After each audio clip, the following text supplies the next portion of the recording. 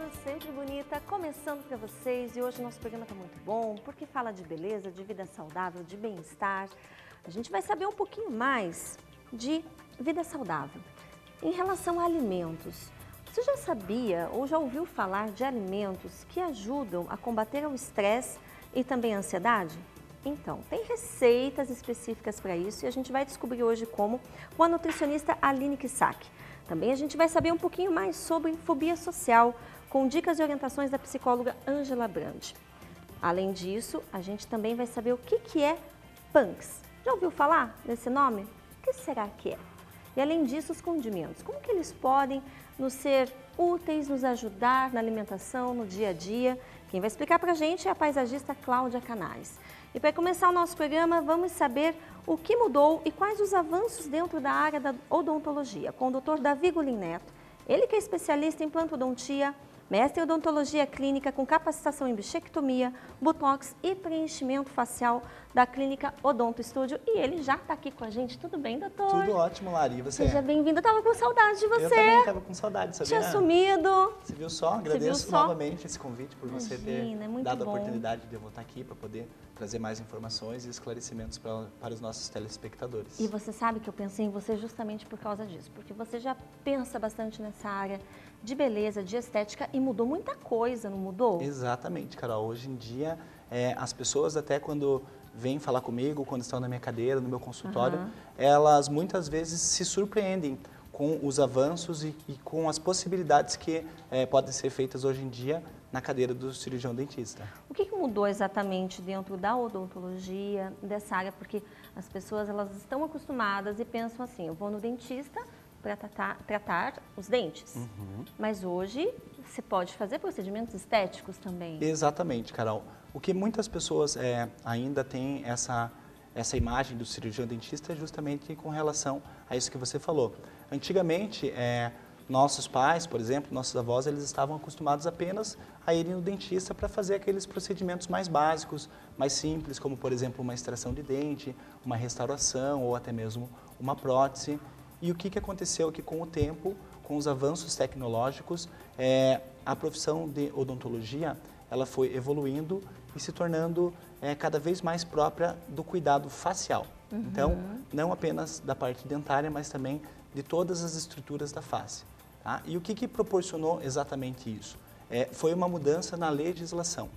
Então, existe um conselho, que é o chamado Conselho Federal de Odontologia. Que é o CFO. Isso, o CFO, que é o órgão que rege as regras da atuação do cirurgião dentista. Assim como existem outros conselhos, como por exemplo o CFM, que é o de medicina, o CFN, que é o de nutrição, todas as profissões regulamentadas existe um conselho. E é esse conselho que determina o que o profissional pode ou não pode fazer. Então, em 2016, o Conselho Federal de Odontologia emitiu uma resolução. Essa resolução é a Resolução 176, de 2016. E dentro dessa resolução, o CFO estabelece exatamente qual que é a área de atuação do cirurgião dentista. Entendi. Isso é muito bom, porque eu acho que abre um leque, né? Expande um pouco mais a possibilidade dos profissionais estarem trabalhando na área. Muitas vezes as pessoas elas ficam muito fixadas, né? Ou em dermatologistas, ou em médicos, cirurgiões plásticos, e às vezes o procedimento não existe uma necessidade tão grande para isso. Às vezes, como você mesmo falou, se tem um estudo, se tem a capacitação, por que não estar aplicando ela no mercado de trabalho hoje, né? Exatamente. O que eu costumo fazer, uma analogia, Carol. Então, o cirurgião dentista, ele trabalha na parte do sorriso, esse é o foco principal. Então, a gente costuma falar que a gente faz uma pintura e aí a moldura dessa pintura, desse quadro, ela ficava um pouco falha. Então, o que a gente faz? A gente atua em toda a parte da face para poder fazer com que a gente tenha uma harmonização facial também baseada no sorriso do nosso paciente. A gente tem já uma imagem que eu quero colocar para o pessoal de casa acompanhar, que eu queria que você explicasse para a gente. Ali a gente vê justamente isso que você está falando, né? Isso, da exatamente. Essa é a questão que o CFO determinou da área de atuação do cirurgião dentista. Então, como é determinada essa área? Então, tem aquele ossinho que a gente tem no pescoço, que é chamado de ocioide. A gente conhece popularmente como gogó, né? Então, a área de atuação do dentista vai da parte superior do ocioide até a área da inserção do couro cabeludo. Olha. Essa é a área de atuação estética. A face mesmo. A face, justamente. A área de atuação estética. O cirurgião dentista, ele também pode fazer procedimentos cirúrgicos. Aí, para procedimentos cirúrgicos, a parte do terço superior da face não está compreendida para procedimentos cirúrgicos. Então, para procedimentos cirúrgicos, vai desde a parte superior do ocioide até o ponto chamado de glabela, que fica esse ponto acima do nariz, entre os dois olhos. Muito bacana. Eu acho bacana você poder explicar isso para as pessoas, porque muitas não entendem. A gente já pode retirar essa imagem. Eu queria já colocar outra e já te fazer uma pergunta em relação ao Botox, que a gente sabe que é a toxina botulínica, Isso. né? Como tratamento, o que ele pode ajudar? Porque o que acontece? As pessoas, às vezes, elas pensam, o Botox vai paralisar as minhas linhas de expressões. Mas ele também é considerado um tratamento, não é? Isso, exatamente. Uma das questões principais que levou a essa questão da liberação do cirurgião dentista a essa atuação foi justamente a toxina botulínica. Né?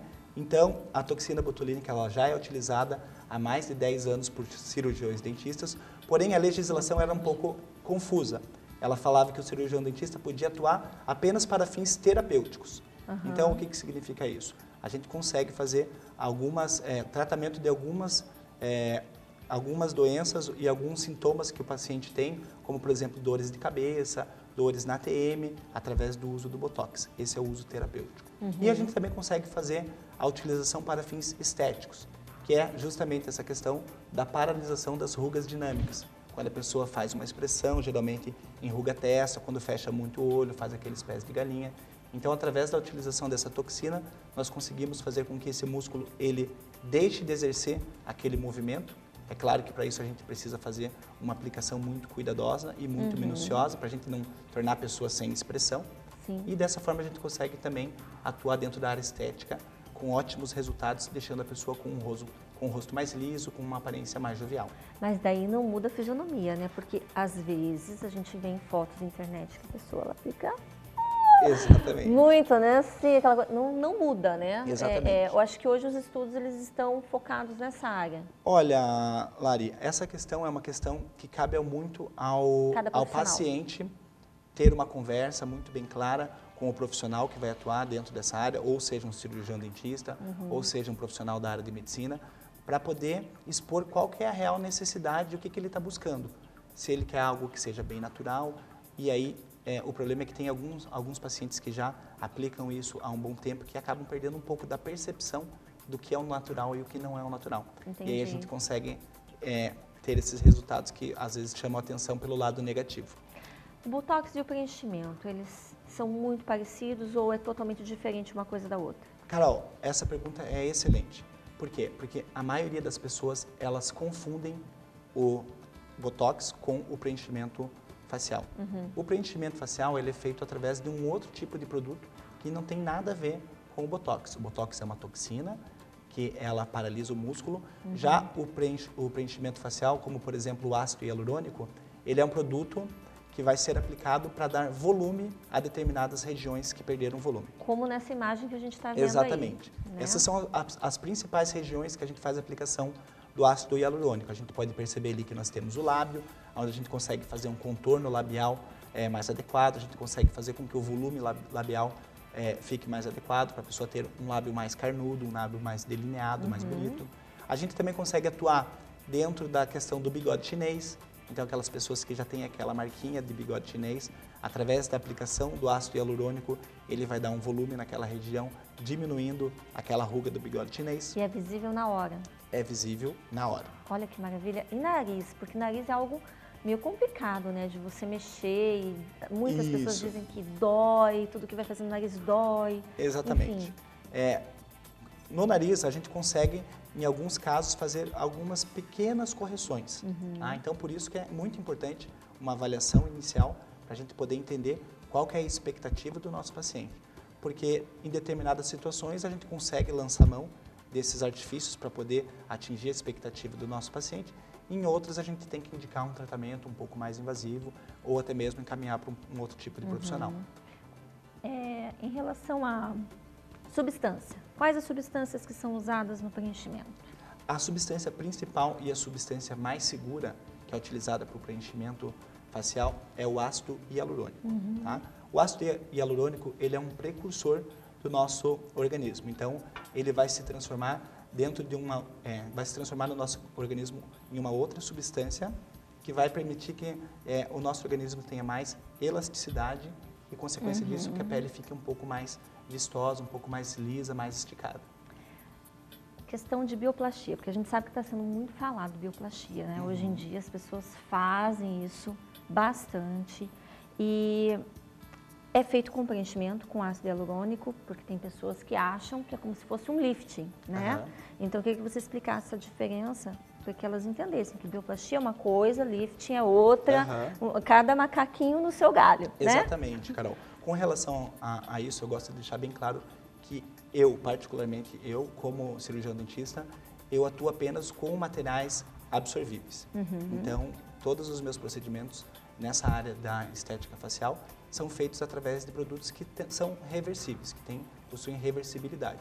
Então, são todos materiais, como por exemplo o ácido hialurônico, o botox, que dentro de um período eles vão perdendo o efeito e aí requer fazer novamente a aplicação. Por quê? Porque quando a gente atua dentro dessa área, de uma forma que não seja reversível, isso acaba se tornando um procedimento que pode ser que não dê Vai que a pessoa não gosta, né? resultado esperado e aí isso aí se torna irreversível, sabe? Então, eu prezo muito pela segurança dos materiais que são utilizados nesse aspecto. A gente tem aqui mais uma imagem, vamos colocar ali para o pessoal de casa acompanhar e ver com a gente, que eu achei super interessante. Tem alguns pontos específicos que eu queria que você explicasse para a gente. Isso. Questão de correção de sorriso, de gengiva, que tem muitas pessoas que têm esse problema. Exatamente. Né? Esse tipo de problema, como por exemplo, sorriso gengival, quando a pessoa sorri e mostra muitos dentes, quando a pessoa tem dores e marcas por tensão muscular, ou até mesmo bruxismo, apertamento dental e enxaqueca, por causa da tensão muscular, a toxina botulínica ela consegue atuar dentro da terapêutica desses problemas. Então, ela consegue resolver esse tipo de situação fazendo a aplicação do Botox. Não apenas para fins estéticos, mas também para fins terapêuticos. Fim de saúde, né? Vamos lá para a próxima imagem? Tem mais alguma para a gente ver? Tem. Olha essa. Essa já é uma área de atuação do Botox para fins estéticos.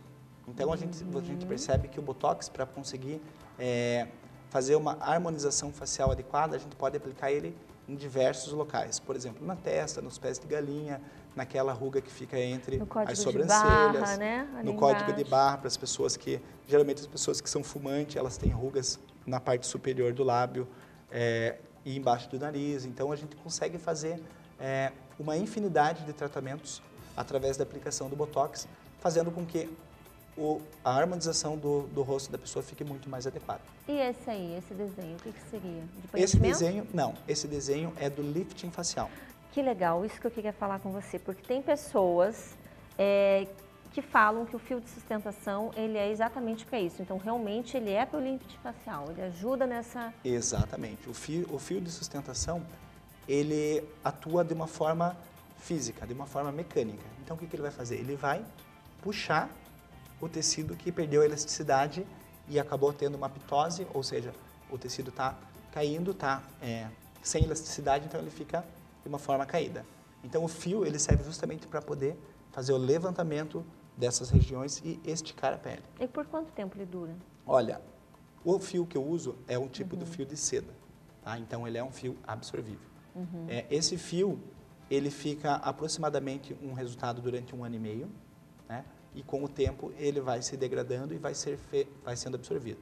Porém, aonde ele vai sendo absorvido, ele causa uma fibrose. Nessa região onde tem a fibrose, ela mantém uma estrutura de levantamento. Então, o resultado com o fio a gente consegue manter por aproximadamente uns 3 anos. Olha, isso é muito bom. Isso é excelente. Bichectomia, porque a gente sabe que está uma onda de bichectomia. Inclusive, eu já fui sua paciente em bichectomia e adorei. Que bom. Né? Eu achei assim que deu um efeito bacana, gostei bastante. Mas para quem está em casa e de repente não conhece ainda muito sobre esse procedimento, por que ele é indicado e principalmente, às vezes a pessoa não tem necessidade de fazer e ela quer fazer.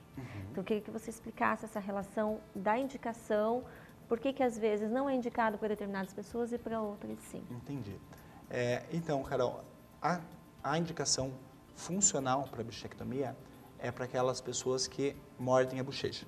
Então, a pessoa tem um excesso de mordida na bochecha, a gente observa clinicamente que ela tem uma linha bem delineada pelo excesso de trauma nessa região. Então, essa é a principal indicação funcional. Tem alguns pacientes que nos buscam para fazer esse procedimento porque querem afinar o rosto. Meu caso. Exatamente. Então, nesse teu caso, é o caso mais delicado, porque requer uma avaliação mais minuciosa para poder entender se a bichectomia ela vai conseguir atender a expectativa do paciente ou não. Por que eu falo isso? Porque tem vários pacientes que vêm até mim e procuram a bichectomia para diminuir a maçã do rosto, essa região aqui. Então, a gente observa que a bichectomia ela não atua na maçã do rosto. Ela atua um pouquinho mais embaixo, ela atua né? um pouquinho mais embaixo, que é naquela região que está delimitada por aquele círculo ali, ó. É ali que se encontra aquela gordura chamada bola de Bichat. E é ali que deixa o rosto mais redondo, onde precisa ser afinado. Exatamente. Né? Porém, ainda tem uma outra situação de que tem pessoas que têm o masseter mais hipertrofiado. Ou seja, é esse músculo aqui, ó, o masseter que faz a elevação da mandíbula. Às vezes a pessoa tem bruxismo, tem um excesso da musculatura aqui, ela fica maior. E aí fica esse aspecto também de um rosto mais arredondado. Nessa situação, a gente não consegue resolver com a bichectomia.